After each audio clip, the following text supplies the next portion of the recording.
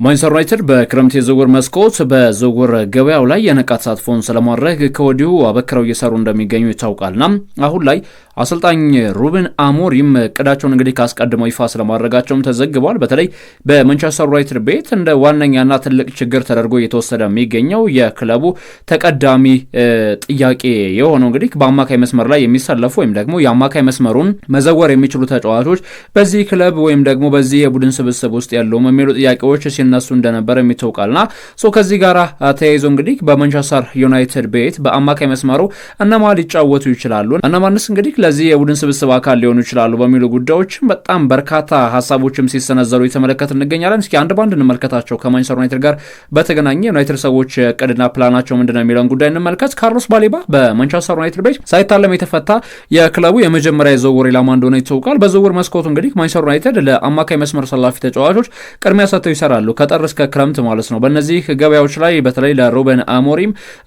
ዋነኛ ለአማካይ መስመሩ ምሰሶ ይሆንለታል ብለው የሚያስቡትን ተጫዋች ወደዚህ ቡድን የመቀላቀል ስራዎችን እንግዲህ ካበክረው እንደሚሰሩም ይጠበቃል። ከዚህ ጋር ተያይዞ እንግዲህ በኦልድ ትራፎርድ ልንመለከተው የምንችለው ተጫዋች ካርሎስ ባሌባ ነው። ከባሌባ ቀጥሎ እንግዲህ የዩናይትድ ሰዎች አዳም ሞርተን እንደዚሁም ደግሞ ኮኖር ጋላገር እና ሞርተን ሂልመንን የመሳሰሉ ተጫዋቾችን በዝውውር ኢላማቸው ውስጥ አስገብተውታል። ነገር ግን ካርሎስ ባሌባ በተለይ በማንቸስተር ዩናይትድ ቤት ምናልባት ተቀዳሚ የዝውውር ኢላማ እንደሚሆን እየተነገረ ነው የሚገኘው። በተለይ ተጫዋቹ ከጉዳት ጋር ያለው ቁርኝት ወይም ደግሞ ቀለል ያለ ጉዳት የሚያስተናግድ ተጫዋች ነው፣ ያክል አስቸጋሪ የሚባል ተጫዋች አይደለም ከጉዳት ጋር በተገናኘ። ነገር ግን የካርሎስ ባሌባ የዝውውር እንቅስቃሴ ዩናይትዳውያን እንግዲህ በተሻለ መልኩ ማጠናቀቅ ወይም ደግሞ በተሻለ መልኩ መፈጸም የማይችሉ ከሆነ በሚል አንዳንድ ጭምጭምታዎችም ሲሰሙ ምንድነው በተለይ ቲምቶክ የአዳም ሞርተንን ስም ከማንቸስተር ዩናይትድ ጋር ሲያገናኘው ተመልክተናል። የማንቸስተር ዩናይትድ ሰዎች እንግዲህ አዳም ሞርተንንም ያደንቁታል። ነገር ግን ካርሎስ ባሌባ ለአሰልጣኝ ሩበን አሞሪም የጨዋታ አቀራረብ ዋነኛ መፍትሄ ይሆናል። ፕላስ ደግሞ አዳም ሞርተንን ከማስፈረም ይልቅ ካርሎስ ባሌባን ብናስፈርም ተጫዋቹ ከኳስ ጋር ያለው ቁርኝትና ጠንካራ የሚባል ስነልቦናው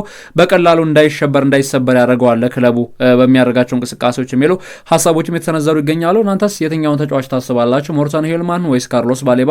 አዳም ሞርተን፣ ኮኖር ጋላገር የትኛው የማንቸስተር ዩናይትድ እግር ኳስ ክለብን ችግር ለመቅረፍ ሞር ተመራጩ ተጫዋች ይሆናል ብላችሁ ታስባላችሁ? ሀሳቦቻችሁ እንደዚሁም እንድታካፍሉን ስንል በአክብሮት እንጋብዛችኋለን።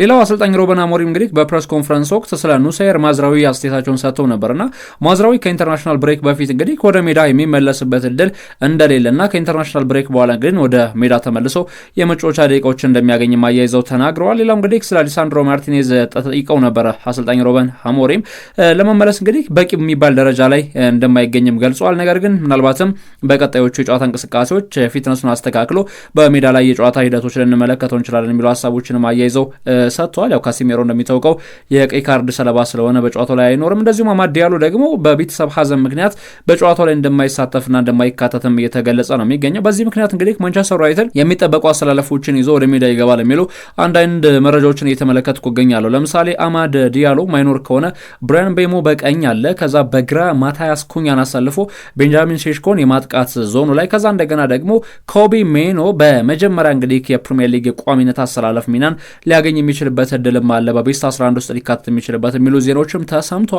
ከዚህ ጋር ተያይዘው ኮቢ ሜኖ እና ማኑኤል ኡጋርቴ ከብሩኖ ፈርናንዴሽ ወይም ደግሞ ብሩኖ ፈርናንዴሽ ከኮቢ ሜኖ ከዛ አጥቂ አማካኝ ቦታ ላይ ማይሰን ማውንት ልንመለከት የምንችልበት አጋጣሚ እጅግ በጣም ሰፊ ስለመሆኑ ነው ዘገቦችም እያመላከቱ የሚገኘው።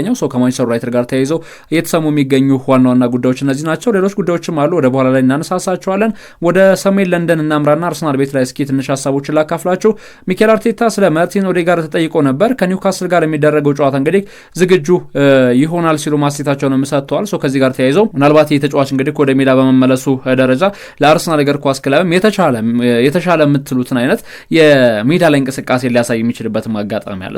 ይህ ማለት ምንድነው? እንደ ቡድን የአርሰናል እግር ኳስ ቡድን በፈጠራ ደረጃዎች ጥያቄ የሚነሱበት ከሆነ ያንን ጥያቄ የሚነሱባቸውን ሂደቶች ወይም ችግሮችን ለመቅረፍ ተቀዳሚ ተጫዋችም ተደርጎ ይታያል። ስለዚህ እንግዲህ ብቃቱ መልሶ ማግኘት የሚችል ከሆነ የተጫዋቹ መመለስ ከሞላ ጎደል ጥሩ ነው ብሎ መናገር ይቻላል። ሌላው ከሚኬል አርቴታ ስቴት የተመለከትነው ስለ ዊሊያን ሳሊባ የኮንትራት ማራዘም ጥያቄ ተነስቶለት ነበር። ሳሊባን እንግዲህ ማጣት የሚፈልግ የትኛውም የአርሰናል የቦርድ አባል ወይም ደግሞ የትኛውም የአሰልጣኝ ቡድን አባላት የለም ሲል እንግዲህ አስተያየቱን ሰጥቷል። የምንፈልጋቸውን ሁሉ ነገሮች ማግኘት ከፈለግን ሳሊባን የመሰለ ተጫዋች በዚህ የቡድን ስብስብ ውስጥ ማቆየት መቻል አለብን። እንደዚሁም ደግሞ የዊሊያን ሳሊባ እንቅስቃሴዎች ምን ያክል አመርቂና አስደናቂ እንደሆኑ ደግሞ ወደ እናንተ መናገርም የሚጠበቅብኝ አይመስለኝም ሲል እንግዲህ አያይዞ አስተያየቱን የሚሰጠበት ጉዳይ አለ። ስለ ቡካዮ ሳካ ኮንትራትም ተጠይቆ ነበር። ቡካዮ ሳካ እንግዲህ እንዲያራዝም ምንም ጥያቄ የለውም እፈልጋለሁ።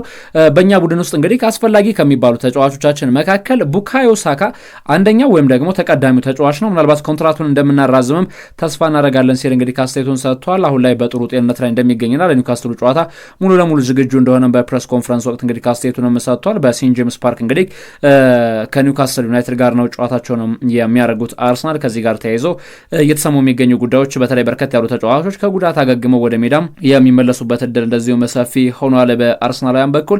ከአርሰናል ጋር በተገናኘ ደግሞ ጋሪ ኔቭል አንድ የሰጡ አስተያየት ነበረ። የአርሰናል ተጫዋቾች በትልልቅ ጨዋታዎች ላይ እንግዲህ አርቴታ እየፈራና እያፈገፈገ በተለይ ወደ ሜዳ እንዲጫወቱ ስለሚያደርጋቸው ሚኬል አርቴታ ላይ ጥያቄ ማስነሳት ይጀምራሉ የሚል ሀሳብንም ሰጥቷል። የሚሆነበት ዋነኛ ምክንያት እንግዲህ በተለይ ዘንድሮ የትኛውም የአርሰናል ተጫዋች በውድድር ዓመቱ ላይ ሁለተኛ ደረጃን ይዞ የማጠናቀቅ ፍላጎት የለውም።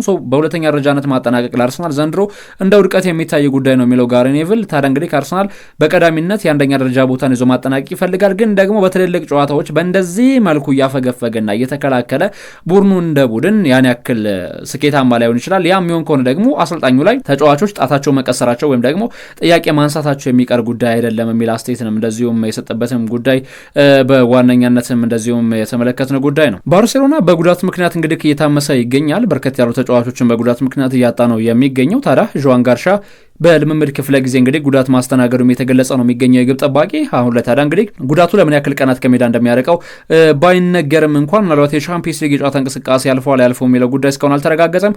ራፊኒያ ግን በጉዳት ምክንያት ባርሳ ከፔዥ የሚያደርጉት የሻምፒየንስ ሊግ ጨዋታ እንደሚያልፈው ወይም እንደሚያመልጠው ነው ዘገባዎችም እያመላከቱ የሚገኙት። እጅግ በጣም በርከት ያሉ የባርሴሎና ተጫዋቾች በጉዳት ምክንያት እንግዲህ ከሜዳ እየራቁ ነው የሚገኘው። ከዚህ ጋር ተያይዞ የባርሴሎና እግር ኳስ ክለብ በውጤት ማጣት ውስጥ እንዳይገባና እንዳይንገራገጭ የሚያሰጋል የሚሉ ሀሳቦችን እየተመለከትን ነው የምንገኘው። ወሳኝ የሚባሉ ተጫዋቾቻቸው እንግዲህ በጉዳት ምክንያት ከሜዳ እየራቁባቸው ነው የሚገኘው። ከጉዳት ጋር በተገናኘ ግን ቤሊንጋምና ካማቪንጋ በማድሪድ ደርቢ ጨዋታ በቋሚነት እንደሚጀምሩ ነው እንግዲህ ዣቪ አሎንሶ አስቴቱንም የሰጠው። እነዚህ ተጫዋቾች ከጉዳት ተመልሰው ወይም ከጉዳት አገገመው መጥተዋል። ታዲያ ለጨዋታው ዝግጁ ናቸው። ይህንን የደርቢ ጨዋታ በታክቲክም በስነ ልቦናም እንግዲህ ማሸነፍ ለኛ አስፈላጊነቱ ወሳኝ ነው የሚል አስቴትንም ሰጥቷል። ስለዚህ የሁለቱ የማድሪድ ከተማ ክለቦች አትሌቲኮ ማድሪድ እና ሪያል ማድሪድ በሚያደርጉት የጨዋታ እንቅስቃሴ በዋነኛነት እንግዲህ የቡድኑ ዋና አሰልጣኝ ዣቪ አሎንሶ የሰጠው አስቴትን ስትመለከቱ ጨዋታውን ለማሸነፍ ከምንጊዜውም በላይ ዝግጁ ነን የሚል አስቴትንም እንደዚሁም የሰጠበትን ጉዳይ ነው እየተመለከትን የምንገኘው። ሌላኛው መረጃችን የሚወስደን እንግዲህ ወደ ማንቸስተር ሲቲ ቤት ይሆናል። ማንቸስተር ሲቲ ፔፕ ጓርዲዮላ እንግዲህ ያው እንደ ወትሮ ሁሉ ዛሬ ረታ አርባ አይደለ አመሻሽም ላይ ወደ እናንተ በሚደርሱ መሰናዶዎች ያው ሞር ጋዜጣዊ መግለጫዎች ይበዛሉና ፔፕ ጓርዲዮላ ምንድን ነው ያለው? በቡድናዊ ስብስባችን እንግዲህ ደስተኛ ነን፣ ዘንድሮ በጣም ጥሩ ሲዝን እንደምናሳልፍ ውስጤ ይነግረኛል የሚል ሀሳብን ሰጥቷል። ነገር ግን ማንቸስተር ሲቲ እጅግ አስቀያሚ የሚባል አጀማመርን ካደረጉ ክለቦች መካከል አንደኛው እንደሆነ ይታወቃል። ከዚህ ጋር ተያይዞ ፔፕ ጓርዲዮላ ኤርሊንግ ብራውት ሃላንድ ለጨዋታ ዝግጁ እንደሆነና አይት ኑሪ እንደዚሁም ቸርኪ፣ ኦማር ማርሙሽ፣ ኮቫቺች ከጨዋታ ውጭ ናቸው ሲልም እንደዚሁም አስተያየቱንም እንደዚሁ የሰጠበት ጉዳይ አለ። የማንቸስተር ሲቲ እግር ኳስ ክለብ እንግዲህ እንደ ቡድን ያው ብዙ የሚባሉ የሚጠበቅበት ስራ አለ አይደለ? በቅርብ ዓመታት በተለይ የፕሪሚየር ሊጉ ገናና ቡድን ነው፣ ዶሚኔት አድርጓል። ዋንጫዎችን በማሸነፍ ደረጃ የምታሙት አይነት ቡድን አይደለም። ከዚህ ጋር በተገናኘ እንግዲህ ዘንድሮም የዋንጫ አሸናፊነትን ለመጎናጸፍ በሚደረጉ እንቅስቃሴዎች አሁንም ተገማች ነን ብሏል አሰልጣኝ ፔፕ ጓርዲዮላ። ኮል ፓልመር ባጋጠመው ጉዳት ምክንያት እስከ 3 ሳምንታት አካባቢ ከሜዳ እንደሚርቅ ኢንዞ ማሬስካ አረጋግጧል። እንግዲህ በተለይ በዋነኛነት የተነሳ የሚገኘው ይሄ ተቀዳሚ ጉዳይ ምንድነው? ከጉዳት ጋር በተገናኘ ማለት ነው። ኢንዞ ማሬስካም እንዳረጋገጡት ከሆነ ኮል በዋነኛነት ጉዳት እንዳስተናገደ ከዛም ጎን ለጎን ደግሞ ለማገገምም በተለይ ረዘም ያሉ ሳምንታት ሊወስድበት እንደሚችል በጣም ፈጠነ ከተባለ በ2 ወይም በ3 ሳምንታት ውስጥ ወደ ሜዳ እንደሚመለስ ነው አያይዘውም የተናገሩት። በእርግጥ በቸልሲ ቤት በርከት ያሉ ጉዳቶችም አሉ። ለአብነት ያክል እንግዲህ ተከላካያቸው ዊስሊ ፎፋና በደረሰበት ጉዳት እንግዲህ በሚቀጥሉት 12 ቀናት ከሜዳ ይርቃል ተብሏል። ብራይተን፣ ቤኔፊካና ሊቨርፑልን እንግዲህ ቸልሲ በሚጋብዝበት የጨዋታ እንቅስቃሴ እንደማይኖርም ተዘግቧል። ሌላኛው ቶሲን አዳራቢዮ ነው። ቶሲን ጉዳት አስተናግዷል። ከዚህ ጋር በተገናኘ እንግዲህ ከኢንዞ ማሬስካም ጥያቄ ቀርቦላቸው ነበር። የቶሲን አዳራቢዮ በእግሩ ላይ እንግዲህ ጉዳት አጋጥሞታል። ይህንን በተለይ በቸልሲ ቡድን እንግዲህ እስከ ዓለም አቀፍ የሀገራት ጨዋታ ድረስ እንደማይካተትም አያይዘው ተናግረዋል። ነገር ግን አንድ ጥያቄ ቀርቦላቸው ነበረ። በተለይ ቶሲን አዳራቢዮ መጎዳቱን ተከትሎ አሌክስ ዲሳሲ ወደ ሜዳ ሊመለስ ይችላል ወይም ልትጠቀምበት ትችላለህ የሚል ጥያቄ ቀርቦለት እኔ በአችፖንግ ላይ ጥሩ የሚባል እምነት አለኝ፣ ሙሉ ለሙሉ እምነት አለኝ ብሏል። ስለዚህ አሌክስ ዲሳሲን አልጠቀምበትም እንደማለት ነው። በዋነኛነት የተነሱ የሚገኙ ጉዳዮችም ከዚህ ጋር ይገናኛሉ። የሊቨርፑል አሰልጣኝ አርኔ ስሎት ዘንድሮ እንግዲህ በፕሪሚየር ሊጉ ዋንጫዎችን ለማሸነፍ ጥሩ እድል አለን፣ ጥራት ያለው ዝውውርንም እንደዚሁም በቡድን ስብስባችን ውስጥም አለ። በተለይ እንግዲህ ምናልባት የውድድር ዓመቱ ላይ በጭማሪ ደቂቃ ጎሎችን እያስቆጠረን ስናሸንፍ ሰዎች እድል ነው ይላሉ። እድል በዚህ መንገድ የሚገኝ ከሆነ አሁንም ቢሆን ጠንክረን እንሰራለን፣ በእድለኛነታችን እንቀጥላለን ሲል አስተያየቱንም እንደዚሁ አርኔ ስሎት የሰጠበትም ጉዳይ አለ። ሌላኛው እንግዲህ ከሊቨርፑል ጋር በተገናኘ ስለ አጥቂያቸው ሁጎ ኤኪቲኬ ጥያቄ ቀርቦለት ነበር። ኤኪቲኬ ምንም ቅጣት አልቀጣነውም ብሏል። እንግዲህ ያው የገንዘብ ቅጣት ኦልሞስት ወደ 25000 ፓውንድ አካባቢ ቀጥተውታል የሚሉ መረጃዎች ነበሩ። ጓደኞቹን ይቅርታ ጠይቋል። በዚህም እኛ ተቀብለነዋል፣ ስለዚህ ምንም አይነት የቅጣት ውሳኔን አላስተላለፍንበትም ወይም ደግሞ ቅጣትን አልጣልንበትም ሲሉ አሰልጣኙ እንግዲህ አስተያየታቸውንም ሰጥቷል። ወደ ፈረንሳይ ልውሰዳቸውና ፓሪስ ሰን ዠርመን ተከላካያቸው ማርኪኒዮስ ባጋጠመው ጉዳት እንግዲህ ለሳምንታት ኦልሞስት ከሜዳ ይርቃል። በቻምፒየንስ ሊግ የጨዋታ እንቅስቃሴ ከባርሴሎና ጋር በሚያደርጉት ጨዋታም እንደዚሁም ይሄ ካፒቴን እንደማይኖርም እንደዚሁም አያይዘው የተገለጸ ነው የሚገኘው ከወደ ሀገረ ፍራንስ እየወጡ የሚገኙ የዜና አውታሮች። ቀደም ሲል ስለ አማድ ዲያሎ በቤተሰብ ኬዝ ምክንያት እንግዲህ ወደ ሀገሩ ስለማምራቱ እየነገርኳችሁ ነበርና ሩበን አሞሪም በፕሬስ ኮንፈረንስ ወቅት እንግዲህ ከአንድ አስተያየትን ሰጥተዋል። ይህን የሚሰጡት አስተያየት ምንድን ነው? አማድ ከቤተሰቡ አንደኛው በህይወት ስለሌለ ወይም ደግሞ ህይወቱ ስላለፈ ወደ ሀገሩ ተጉዟል። በዚህም እንግዲህ የነገውን ጨዋታ አሉ በአሸናፊነት አጠናቀን በተቀዳሚነት ለአማድ ዲያሎ እንደ መታሰቢያ ለቤተሰቡ እንዲሆን እንደዚሁም ለሱ ደግሞ እንደ መጽናኛ እንዲሆንለት ማድረግ የሚጠበቅብናል። ይህንን ለማድረግ ልጆች ቁርጠኛ ናቸው ሲልም እንግዲህ አሰልጣኝ ሩበን አሞሪም አስተያየቱን የሰጠበትም ጉዳይ አለ። ያው የአማድ ዲያሎ ጉዳይ ሲነሳ እንግዲህ አማድ ያው በማንቸስተር ዩናይትድ ቤት በቅርብ የጨዋታ እንቅስቃሴ ጥሩ የሚባሉ እንቅስቃሴዎችን ማሳየት ከቻሉ ተጫዋቾች መካከል እንግዲህ ተቀዳሚው ተጫዋች እንደሆነ ይታወቃል። ተከላካይም እንደዚሁም አጥቂም የትኛውን ቦታ ላይ ቢጫወትም እንኳን ተጫዋቹ ዝንፍ የማይል እንቅስቃሴውን በማሳየት እንግዲህ ጥሩ አድናቆትን እየተቸረው ነው የሚገኘው። ከዚህ ጋር ተያይዞ ብዙ ሀሳቦችም የተነሱ ነው የሚገኘው። አማድ ዲያሎ ለማንኛውም በቤተሰብ ችግር ምክንያት ወይም ደግሞ ከቤተሰብ አካሉ አንደኛው በህይወት ስለሌለና ህይወቱ ስላለፈ ወደ ሀገሩ ተጉዟል ብሏል አሰልጣኝ ሩበን አሞሪም። እሺ ቀደም ሲል እንግዲህ እነዚህን ሀሳቦች ካነሳሳን ወደ አድማጮች ሌሎች ጉዳዮችን አነሳሳ እስኪ ወደ ዝውውር መረጃዎች ልውሰዳችሁ። ቢልድ በጀርመንኛ እትሙ እንዲያጋራው ዜና ነበረ። ይህ ዜና ምንድነው እንግዲህ ኡምፒሚካኖ የዝውውር እንቅስቃሴን በተመለከተ ማለት ነው። ኡምፒሚካኖን ለማስፈረም ሊቨርፑል የተጫዋቹ ፈላጊ ሆነው ብቅ ብሏል የሚሉ ዜናዎችም ሰምተዋል። በተለይ እንግዲህ ከሊቨርፑላውያን አንድ ተጫዋችን የማጣት እድላቸው ከፍተኛ እየሆነ ከመጣ ሰንበትበት ብሏል አይደል? ይህም ተጫዋች እንግዲህ የመሃል ተከላካዩ ኢብራሂማ ኮናቴ ነው እና ኮናቴን ለመተካት በሚደረጉ ጥረቶች ወይም ደግሞ በሚደረጉ ሂደቶች ውስጥ ኡምፒሚካኖን ዋነኛ አማራጭ አድርገው ይመለከቱታል። ኡምፒሚካኖ እንደሚታወቀው 26 ዓመቱ ላይ የሚገኝ ተጫዋች ነው። በቁመትም ደረጃ ተቀራራቢ የምትሏቸው አይነት በፊዚካልም ያው የሚቀራረቡ ተጫዋች ናቸው።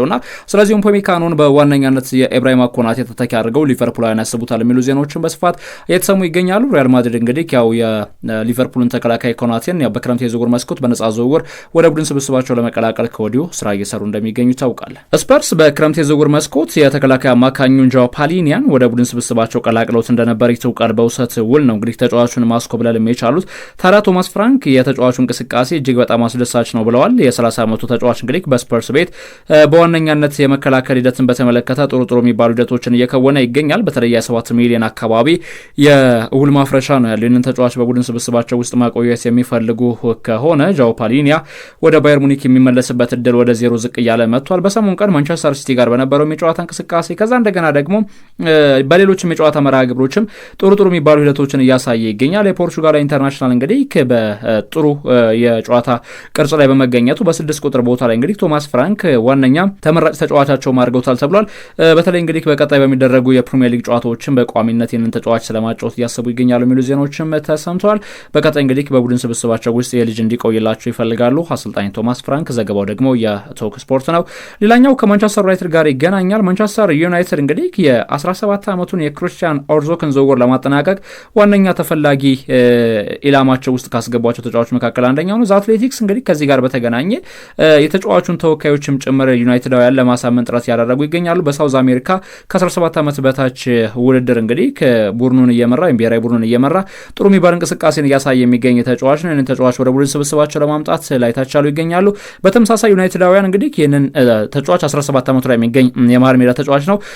ጎን ለጎን ደግሞ የደርቢውን 16 ዓመቱን እንግሊዛዊ ግብ ጠባቂ ቻርሊ ሃድሪን ወደ ቡድን ስብስባቸው መቀላቀልም ይፈልጋሉ የሚሉ ዜናዎችን በተመሳሳይ መልኩ እየተሰሙ ነው የሚገኘው። ሌላኛው ጉዳያችን ወደ ቼልሲ ቤት ይወስድናል። እንግዲህ ቸልሲ በቀዳሚነት እንግዲህ አንዳንድ የዝውውር እንቅስቃሴዎችን ሲመለከቱ ነበር በግብ ጠባቂ ቦታ ላይ። አሁን ላይ ደግሞ የኤሲ ሚላኑን ግብ ጠባቂ ማይክ ማኛን ወደ ቡድን ስብስባቸው ስለመቀላቀል ብቻ ነው እያሰቡ የሚገኙት የሚሉ ዜናዎችም ተሰምተዋል። በነገራችን ላይ የቸልሲ እግር ኳስ ክለብ የማንቸስተር ሲቲውን ግብ ጠባቂ ዳናሩማን ወደ ቡድን ስብስባቸው ለመቀላቀል ጥረት አድርገው ነበር። ነገር ግን ተጫዋቹ ያው ወደ ተለያዩ ክለቦችም የሚያመራበት ፕሪኮንዲሽኖችን እንግዲህ ካስቀድሞ ሲናገር የቸልሲ እግር ኳስ ክለብ ለነሱ ፕሮጀክት አመች ነው ብለው ስላላሰቡ ዳናሩማ እንዳላስፈረሙትም ይታወቃል። ከዚህ ጋር ተያይዘው እንግዲህ የኤሲ ሚላኑን የ30 ዓመት ግብ ጠባቂ ማይክ ማኛን ወደ ቡድን ስብስባቸው ለመቀላቀል ላይ ታቻሉ ይገኛሉ። ባርሴሎና ኔዘርላንዳዊውን አማካኝ ፍሬንኪ ዲዮንግን እንግዲህ በቀዳሚነት ኮንትራት እንዲያራዝም ለማድረግ ጥረት እያደረጉ ነው የሚገኘው። የማንቸስተር ዩናይትድ እግር ኳስ ክለብ ዋና አሰልጣኝ ሩበን አሞሪም ይህንን ተጫዋችም ይፈልገዋል የሚሉ ዜናዎችም ከተሰሙ በኋላ ተጫዋቹ እንግዲህ ኮንትራት እንዲያራዝም ይፈልጋል።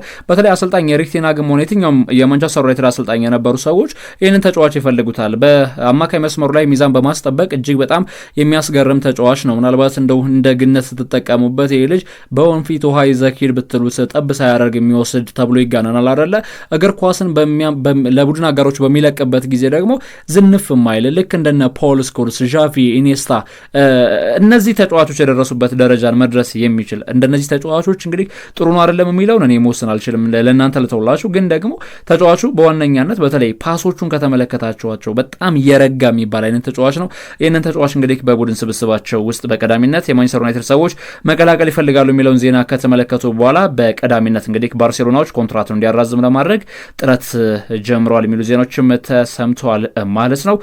አርሰናል ሪያል ሶሺዳዱን እንግዲህ የአጥቂ መስመር ሰላፊ ተጫዋች የሆነውን ኩቦን ወደ ቡድን ስብስቡ ለመቀላቀል ጥረት ላይ ነው የሚገኘው። በነገራችን ላይ ይህ ተጫዋች እንግዲህ ከአርሰናል ጋር ስሙ መያዝ ከጀመረ ዛሬ አይደለም። በማጥቃት ዞን ላይ በተለይ ይሄ የማጥቃት ሲባል ሴንትራል ፎርዋርድ አይደለም፣ በአጥቂ አማካኝ አይነት ሚና ላይ የምትመለከቱት ተጫዋች ነውና የአርሰናል እግር ኳስ ክለብ እንግዲህ በዋነኛነት 2 የላሊጋ ኮከቦችን በ75 ሚሊዮን ዩሮ ወደ ቡድን ስብስቡ ለመቀላቀል አበክሮ እየሰራ ይገኛል የሚሉ ዜናዎች ናቸው የተሰሙ የሚገኙት። እነዚህ ተጫዋቾች እንግዲህ በተለይ የሲቪያው አማካኝ ሉሲያን አጉሜና እንደዚሁም ደግሞ ኩቦ የሪያል ሶሺዳዱ የአጥቂ አማካኝ ተጫዋች፣ ሁለቱም ተጫዋቾች ከተመለከታቸዋቸው አጉሜ የተከላካይ አማካኝነት ባህሪ ያለው ተጫዋች ነው። እንደዚሁም ደግሞ ኩቦ የማጥቃት ዞን ላይ አብዛኛውን ጊዜ የሚያሳልፍ ተጫዋች ነውና ሁለቱ ተጫዋቾች እስኪ በተለየ መልኩ እንመልከታቸው። እንግዲህ አጉሜን በተመለከተ ሲቪያ በፕሪሚየር ሊጉ ክለቦች እንደሚፈለግም ያውቃሉ። ሚኬል አርቴታም እንደዚሁ ተጫዋቹንም ያደንቀዋል። አርሰናል በ30 ሚሊዮን አካባቢ እንግዲህ የአጉሜን ዝውውር እናጠናቃለን ብለው ያስባሉ።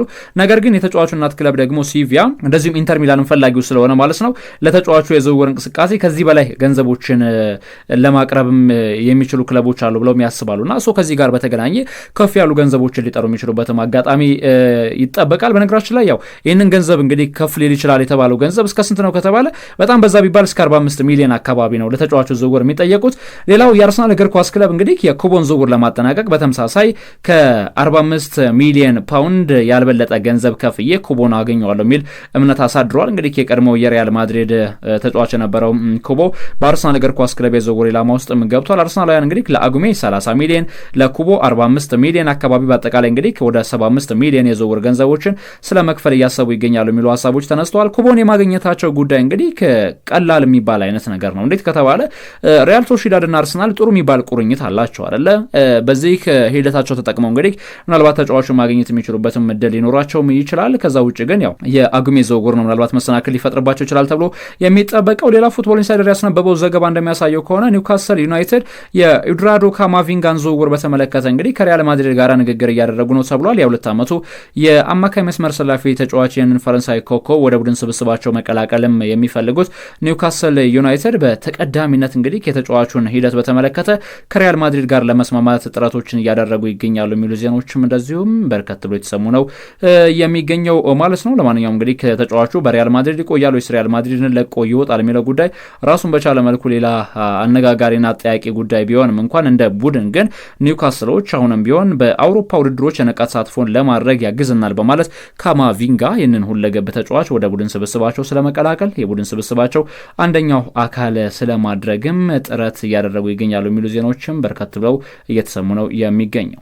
በመጨረሻም የኢትዮጵያ ብሔራዊ ቡድን ከጊኒ ቢሳውና ከቡርኪና ፋሶ ጋር ለሚያደርጉት የመጨረሻ የዓለም ዋንጫ ማጣሪያ ጨዋታ እንግዲህ የምድብ ጨዋታዎችን በተመለከተ ማለት ነው ለተጫዋቾች ጥሪ አድርገዋል። የብሔራዊ ቡድኑ አሰልጣኝ መሳይ ተፈሪ ለ20 ተጫዋቾች እንግዲህ ጥሪ ማድረጋቸውም ተገልጿል። ተገልጿል። ዕለተ እሁድ በጁፒተር ሆቴል ተገኝተው እንግዲህ ከሪፖርት በማድረግ ይጀምራሉ። ኢትዮጵያ ብሔራዊ ቡድን ከጊኒ ቢሳው በሩዋንዳ አማሆሮር ስቴዲየም መስከረም 28 ይጫወታሉ። እንደዚሁም ከቡርኪና ፋሶ ጋር የሚደረገው ጨዋታ ደግሞ ዋጋዱጉ ላይ ጥቅምት 2 2018 ላይ እንደሚከናወንም ተገልጿል። የኢትዮጵያ ብሔራዊ ቡድን እንግዲህ ከጥሪ ያደረገላቸውን ተጫዋቾች ላይ በምስሉ ላይ እንደምትመለከቱት እንግዲህ በብሔራዊ ቡድን የቡድን ስብስብ ውስጥ እንዲካተቱ ጥሪ የተደረገላቸውን ተጫዋቾችም ተመልክተናል። ወደ ተወደዳችሁ አድማጮቻችን ከዩቲዩብ ቻናላችን ወደ እናንተ ሲደርሱ የነበሩት ስፖርታዊ ጉዳዮቻችን እንዲህ ባለ መልኩ አጠናቀናል። በያላችሁበት የዓለም ዳርቻ መልካም ጊዜ ተመኘውላችሁ።